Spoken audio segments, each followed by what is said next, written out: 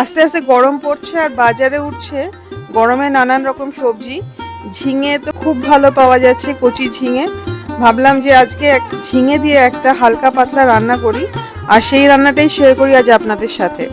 তো হ্যালো, নমস্কার, welcome to it's by Madhulika, easy and tasty recipes by Madhulika. আমার রান্নাঘরে আপনাদের সকলকে স্বাগত। আজকে আমি বানাচ্ছি কাঁচা লঙ্কা কালো জিরে গুঁড়ো দিয়ে দুধ ঝিঙে। নামটা বিশাল বড় হলেও রান্নাটা খুব সহজ, এবং যারা নতুন নতুন রান্না করছে তারা এই রান্নাটা করে সকলকে তাক লাগিয়ে দিতে পারে। প্রথমে শুকনো কড়াইতে হাফ টিস্পুন কালো জিরে আর একটা কাঁচা লঙ্কা কুচি করে নিয়ে শুকনো খোলায় ভেজে নেব, যতক্ষণ না খুব সুন্দর একটা গন্ধ বেরোবে কাঁচা লঙ্কা আর কালো জিরে। কাঁচা লঙ্কাটা এইভাবে ভাজছি দেখে আপনারা অবাক হবেন না, এটা কিন্তু গুঁড়ো করবার সময় সুবিধা হবে। কাঁচা লঙ্কাটার মধ্যে ময়েশ্চারটা একদম উবে গিয়ে কাঁচা লঙ্কাটাও কিন্তু অনেকটা ক্রিস্পি হয়ে যাবে। সঙ্গে সঙ্গে গুঁড়ো করব না, গরম কড়াইয়ে তাতে আরও খানিকটা ক্রিস্পি হওয়ার পরে গুঁড়ো করব, সুতরাং রেখে দেবো, এখন খানিকক্ষণ বাদে গুঁড়ো করছি। ঝিঙে আমি নিয়ে নিয়েছি হাফ কিলো। এইভাবে ঝিঙের খোসা ছাড়িয়ে পুরো খোসাটাই আমি ফেলে দিচ্ছি, আপনারা চাইলে খানিকটা খোসা রাখতে পারেন। একটু বড় বড় টুকরো করে কেটে নেব, ঠিক এইরকম।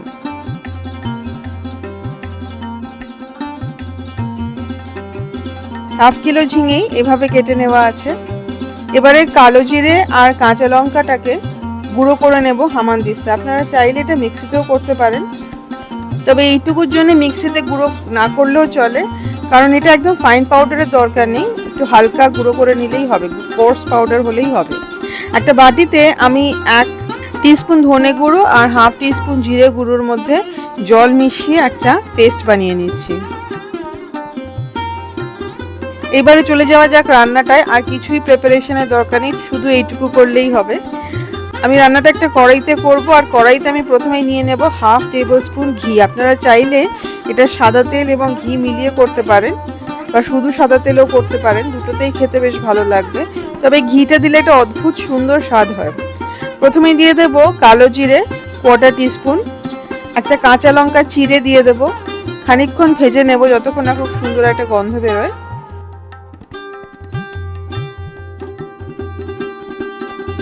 এই সময় খুব সাবধান, কারণ কাঁচা লঙ্কার ফাটতে পারে, কাঁচা লঙ্কার বীজগুলো তেলে গিয়েও ফাটে।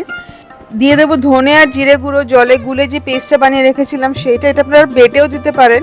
সেই ক্ষেত্রে হাফ চা চামচ ধনে আর 1/4 চা চামচ জিরে দেবেন, কারণ বাটা মশলার টেস্টটা এবং গন্ধটা অনেক বেশি। ঘিয়ের মধ্যে মশলাটা কষাতে হবে যতক্ষণ না মশলা কষে তেল বেরিয়ে আসছে, ঠিক এরকম। এবারে দিয়ে দেবো ঝিঙেগুলো, ঝিঙেটা দিয়ে দেবো নুন স্বাদ মতো। আমি এখানে 1 চা চামচ নুন দিয়েছি, ভালো করে মিশিয়ে নেব। এখন কিন্তু আঁচ একদম কমিয়ে রাখতে হবে।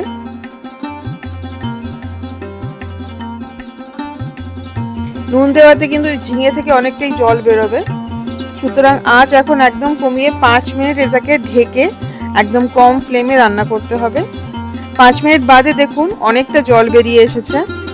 পুরোটা নেড়ে মিশিয়ে দিয়ে এবারে আবার ঢেকে রান্না করতে হবে 5 মিনিট। এবার মিডিয়াম ফ্লেমে রান্না করলে চলবে। ঝিঙে কিন্তু ততক্ষণ রান্না করতে হবে যতক্ষণ না পুরো সিদ্ধ হয়ে যায়।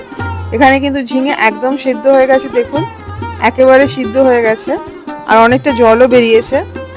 এবারে দিয়ে দেবো গোবিন্দভোগ চালের গুঁড়ো 2 চা চামচ। আমি 1 চা চামচ দিয়ে মিশিয়ে নিয়ে তারপরে আরেক চা চামচ দেবো। যদি বাড়িতে গোবিন্দভোগ চালের গুঁড়ো না থাকে, তাহলে যখন কালো জিরেটা গুঁড়ো করছেন তখনই 1 টেবিল চামচ গোবিন্দভোগ চাল একসাথে গুঁড়ো করে নেবেন। এটাতে কিন্তু রান্নার স্বাদটা একদম বদলে যাবে। গোবিন্দভোগ চাল না থাকলে যে কোনো সুগন্ধি চালের গুঁড়ো দিলেও চলবে। এইবারে দিয়ে দেবো দুধ, 1 কাপ দুধ।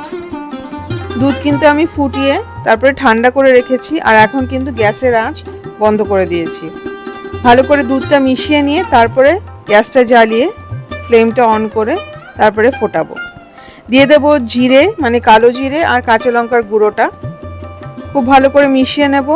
নিয়ে এবারে ঢেকে আমরা 2 মিনিট রান্না করব এটাকে একদম লো ফ্লেমে। এতে চালটা যেটা দিয়েছি, চালের গুঁড়োটা, সেটাও সিদ্ধ হয়ে যাবে, ঝোল অনেক ঘন হয়ে যাবে, ঝোলের টেক্সচার পুরো পাল্টে যাবে। দিয়ে দেবো নুন 1 চা চামচ আর গরম মশলা গুঁড়ো 1/4 চা চামচ। ভালো করে মিশিয়ে নেব।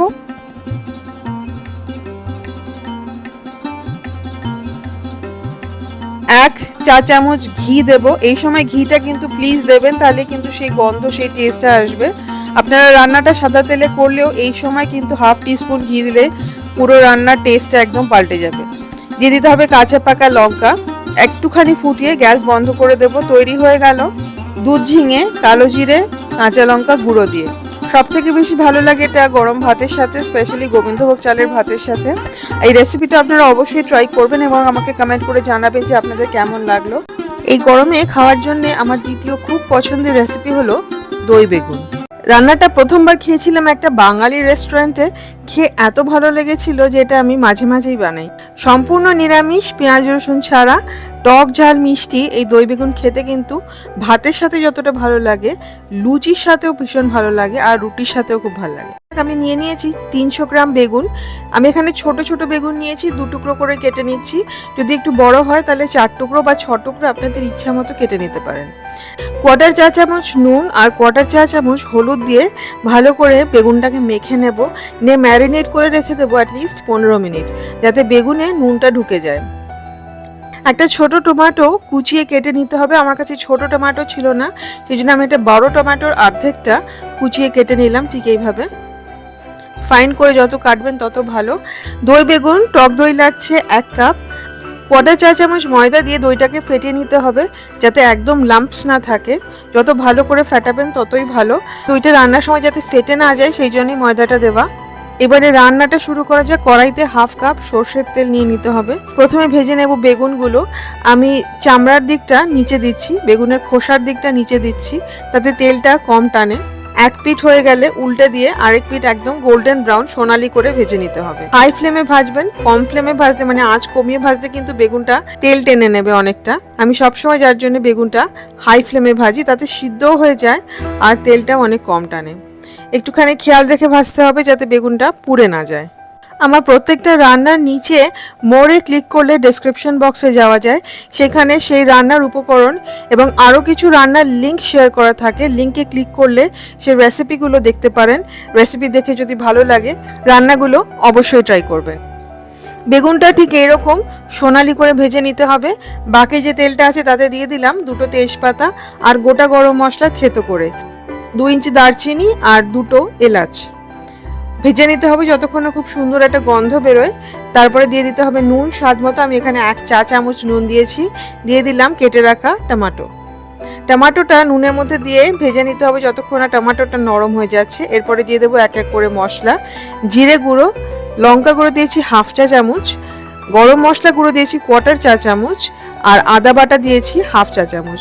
খুব ভালো করে মিশিয়ে কম ফ্লেমে ভেজে নিতে হবে যতক্ষণ না মশলাগুলো পুরো ভাজা ভাজা হয়ে খুব সুন্দর একটা গন্ধ বেরোয় আর টমেটোটা একদম নরম হয়ে মিশে যায়।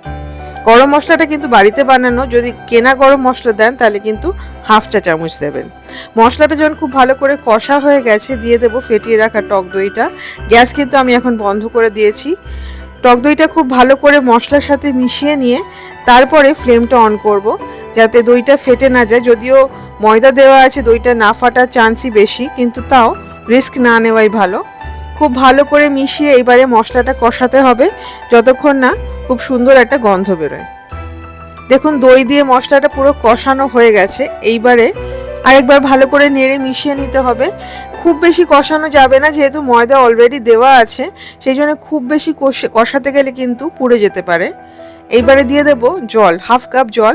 দইয়ের বাটিটা ধুয়ে জলটা দিয়ে দিলাম। ভালো করে জলটা মিশিয়ে নেব মশলার সাথে। দিয়ে দেব চিনি স্বাদ মতো। এটা একটু টক ঝাল মিষ্টি হবে। আমি 1/2 চা চামচ চিনি দিচ্ছি। দইটা খুব বেশি টক হলে আর একটু বেশি চিনি দিতে হবে। চিনিটা ভালো করে মিশিয়ে নিতে হবে। চিনিটা আগে থেকেই দিয়ে দিচ্ছি কারণ বেগুনটা যেহেতু নরম, বেগুন সিদ্ধ হওয়ার পরে চিনি দিয়ে মেশাতে গেলে কিন্তু বেগুনটা ভেঙে যেতে পারে। এইবারে দিয়ে দেব বেগুনটা, ভেজে রাখা বেগুন। বেগুন কিন্তু অলরেডি 70% মতো সিদ্ধ হয়ে আছে। এইবারে ঢেকে 5 থেকে 6 মিনিট একদম কম আঁচে রান্না করতে হবে, বা ততক্ষণ রান্না করতে হবে যতক্ষণ না বেগুনটা পুরো সিদ্ধ হয়ে যায়। বেগুন একদম সিদ্ধ হয়ে গেছে, খুব সুন্দর একটা গন্ধও বেরোচ্ছে। এরপরে আমি দেব ঘি। আচ্ছা, ঘিটা কিন্তু আপনারা দিতেও পারেন, নাও দিতে পারেন। এটা এমনিই খেতে খুব ভালো লাগে, তবে ঘি দিলে একটা খুব সুন্দর গন্ধ বেরোয়। 1 চা চামচ ঘি দিয়ে দিলাম আমি। দিয়ে দেবো কাঁচা লঙ্কা 3টে থেকে 4টে, এই সময় খুব বেশি নাড়াচাড়া কিন্তু করা যাবে না, তাহলে কিন্তু বেগুনটা ভেঙে যেতে পারে। ঢেকে এটা 15 মিনিট স্ট্যান্ডিং টাইম দিয়ে সার্ভ করতে পারেন। দই বেগুন কিন্তু একদম রেডি। রুটির সাথে, পরোটার সাথে, লুচির সাথেও এটা ভীষণ ভালো লাগে, আর ভাতের সাথেও খুব ভালো লাগে। আমার ফেভারিট কিন্তু রুটির সাথে দই বেগুন। ঝিঙে আর বেগুনের একটু অন্যরকম স্বাদের এই দুটি রেসিপি অবশ্যই ট্রাই করবেন। আমাকে কমেন্ট করে জানাবেন যে আপনাদের কেমন লাগলো। রেসিপিগুলো যদি ভালো লাগে তাহলে প্লিজ লাইক করবেন, শেয়ার করবেন। ইটস বাই মধুলিকা অবশ্যই সাবস্ক্রাইব করবেন। সাবস্ক্রাইব করার সময় বেল আইকনটি প্রেস করলে আমি যখনই কোনো রেসিপি পোস্ট করব প্রথম নোটিফিকেশন আপনার কাছেই যাবে। ভালো থাকবেন, হ্যাপি কুকিং, থ্যাংক ইউ।